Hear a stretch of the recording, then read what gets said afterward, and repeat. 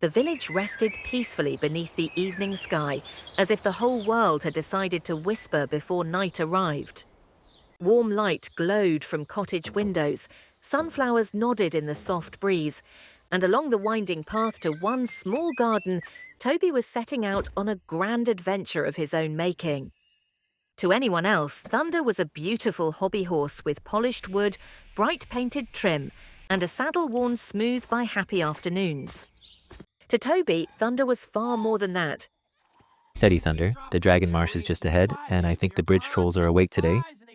He charged between flower beds as if they were towering forests, leaped over stepping stones as if they were cliffs above the sea, and laughed whenever Thunder's wooden head bobbed bravely toward the next impossible danger. In Toby's hands, the garden became 100 kingdoms. We'll go past the mountains, rescue the lost travelers, and make it home before supper. That was the sort of promise Toby always made on their journeys. Brave promises, glorious promises, the kind that felt easy under a golden sky. But when the game slowed and the sun dipped lower, Toby lingered by the gate and looked past the hedges, beyond the lane, and toward the darkening hills. I wish one of our adventures could be real. It was only a quiet thought, almost too small to hear, but Toby held Thunder a little closer after saying it, as if the wish might somehow travel through wood and leather and stay safe there until morning.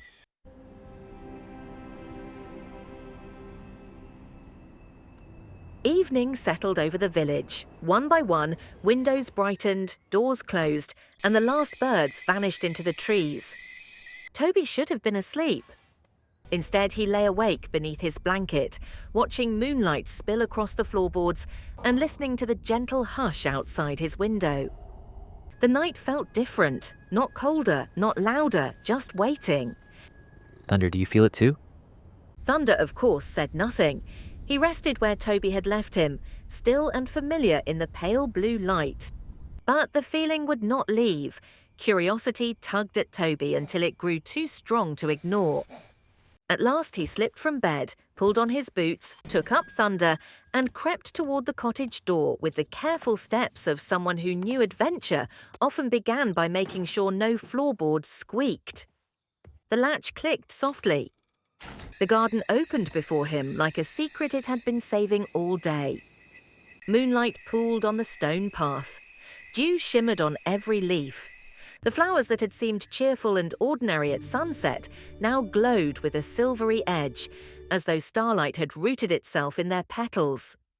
It's beautiful.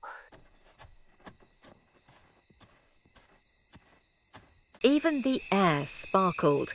Tiny lights floated between the roses and lavender, rising and falling in slow patterns that made the garden feel larger than it had ever seemed in daylight. Toby turned in a quiet circle, holding Thunder against his chest, afraid that if he moved too quickly, the magic might scatter. Then a new light appeared.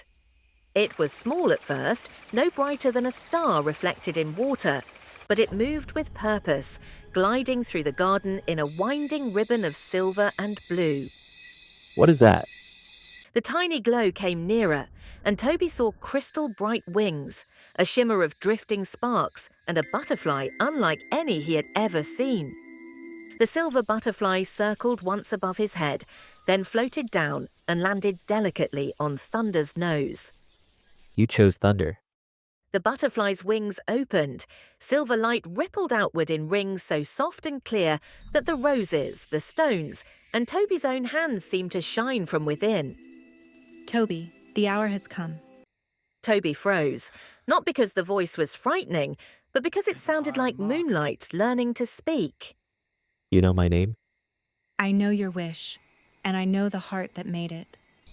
Toby looked from the butterfly to Thunder and back again, as if he might wake at any moment and find himself under his blanket after all. Is this a dream? No dream, a call.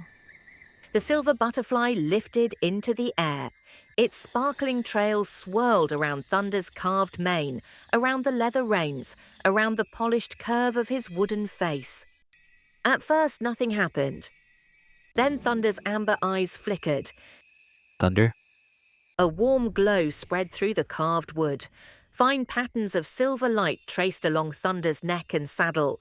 His still black mane trembled, loosened, and began to flow like real hair in the night breeze.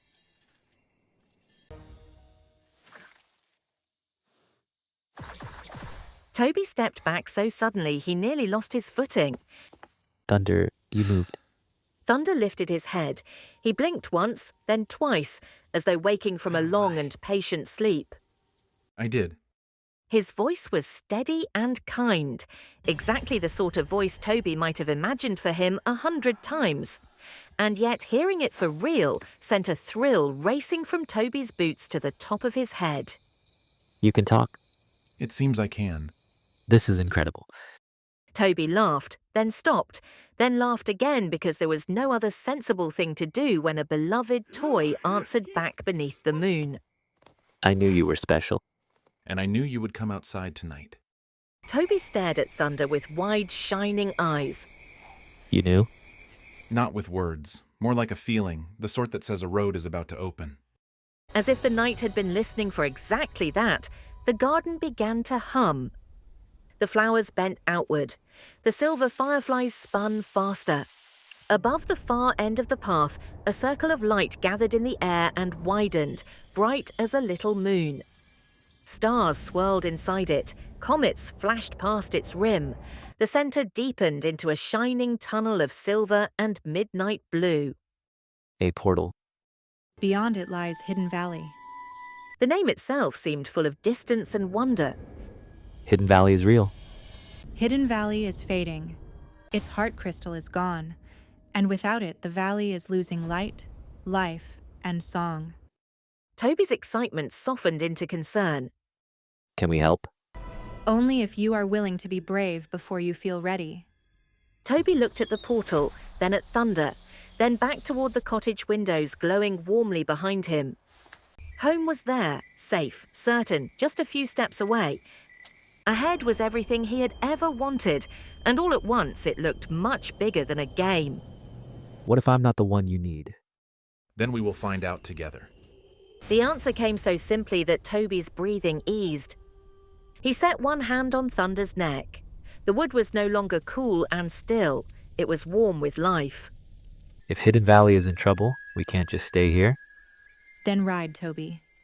Thunder lowered himself just enough for Toby to climb on, and the motion was so natural, so sure, that fear and wonder twisted together into something brighter. Toby swung into the saddle, gripping the reins with both hands. Ready, Thunder? Ready? The portal widened, its silver edges blazing across the garden. Wind rushed outward in a spiral of light, lifting Toby's hair and sending petals dancing along the path. For one heartbeat, he hesitated. For the next, he chose. Let's go. Thunder surged forward.